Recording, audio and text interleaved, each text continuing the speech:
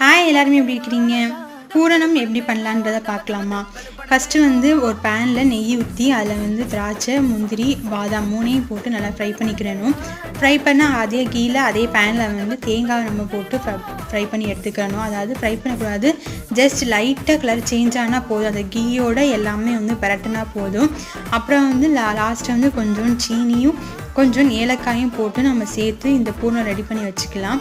இந்த மேலே வைக்கிற டோக்கு மைதா மாவு தான் யூஸ் பண்ணியிருக்கேன். அதை நல்லா சப்பாத்தி மாவு மாதிரி பிசைஞ்சு எண்ணெயில் போட்டு ஃப்ரை பண்ணி எடுத்துட்டிங்கன்னா ரொம்பவே சூப்பராக இருக்கும். உங்கள் ஃப்ரெண்ட்ஸ் அண்ட் ஃபேமிலிஸ்க்கு இந்த கிறிஸ்மஸ்க்கு நீங்கள் செஞ்சு கொடுத்தீங்கன்னா ரொம்பவே நல்லாயிருக்கும். கிட்ஸுகளும் நான் உங்களுக்கு திருப்பி இந்த ஸ்வீட்ஸை கேட்பாங்க. அவ்வளோ டேஸ்டியாகவும் இருக்கும்.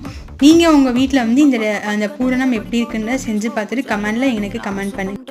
கிட்ஸுகளுக்கு ஈவினிங்ஸ் டைமில் இந்த ஸ்நாக்ஸாக செஞ்சு கொடுங்க. நான் உங்களை இன்னொரு ரெசிபியில் மீட் பண்ணுறேன். அது வரைக்கும் டாட்டா.